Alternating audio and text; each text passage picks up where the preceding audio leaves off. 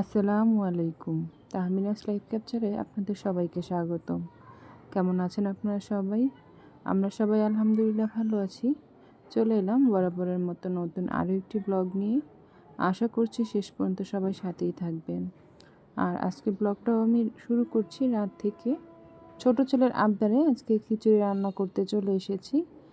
তো এখানে আমি বেশ কিছু পরিমাণের পেঁয়াজ তেল দিয়ে হালকা বাদামি রং করে ভেজে নিয়েছি। তারপর এখানে কিছু পানি অ্যাড করে দিয়েছি, সাথে দিয়েছি কিছু পরিমাণের আদা রসুন।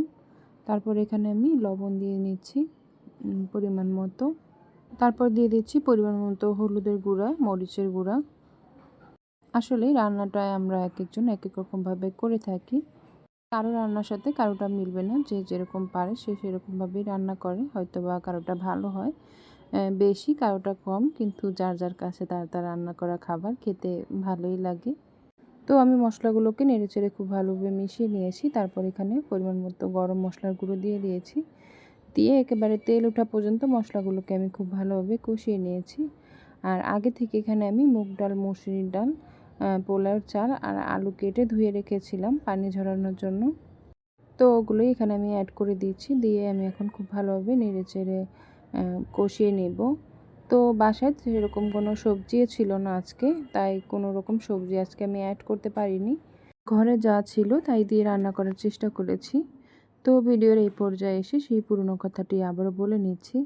যারা এতক্ষণ যাবৎ ধৈর্য ধরে আমার ভিডিওটি দেখছেন কিন্তু একটি লাইক দেননি, প্লিজ একটি লাইক দিয়ে আমার ভিডিওটি দেখা কন্টিনিউ করুন।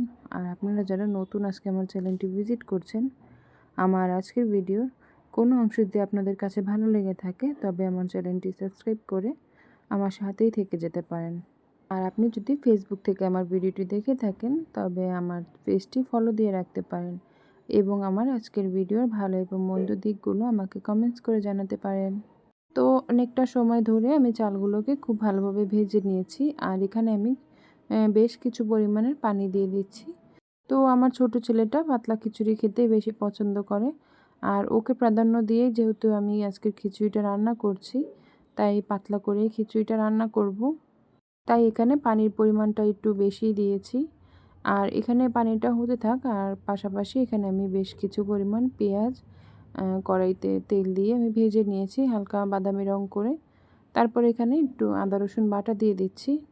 আর আদা রসুন বাটাটা আমি খুবই অল্প পরিমাণে দিয়েছি। আমার বাসায় আজকে গরুর গোশত বা মুরগি দুটার একটাও ছিল না।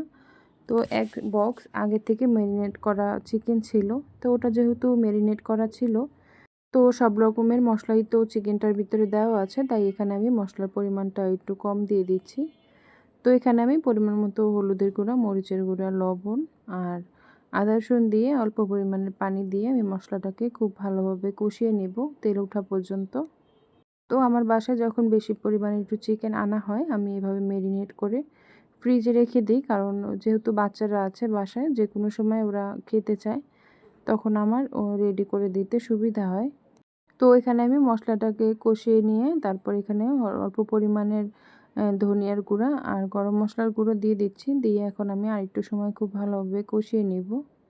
আর পাশাপাশি চুলোতে আমার খিচুড়িটাও রান্না হচ্ছে। তো খিচুড়িটা বলক চলে এসেছে, আমি এখানে কয়েকটি কাঁচামরিচ দিয়ে দিচ্ছি, আস্ত কাঁচামরিচ দিয়ে একটু নেড়ে চেড়ে নিচ্ছি। আর পাশাপাশি আমার মশলাটাও কষানো হয়ে গেছে। তো এখন আমি চিকেনগুলো দিয়ে দিব। তো বাসায় নর্মালি কোনো চিকেন ছিল না, তো আমি যখন চিকেন নিয়ে আসি তখন বেশিরভাগ সময় ম্যারিনেট করে রাখি। তো এই চিকেনটা একটু মশলা দিয়ে ম্যারিনেট করা ছিল, তো এখন ওইটা দিয়ে রান্না করে নিব।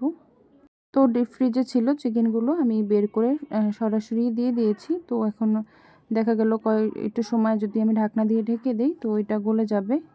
আর এই তো আমি বেশ কিছুক্ষণ ঢাকনা দিয়ে চিকেনগুলোকে রেখে দিয়েছিলাম, আর এখন মনে হয় চিকেনগুলো গলেও গিয়েছে। এই তো নাড়াচাড়া করে নিচ্ছি। তো আমি এখানে ম্যারিনেট করা চিকেন দিয়েছি, দেখি মশলার পরিমাণ একটু কম দিয়েছি।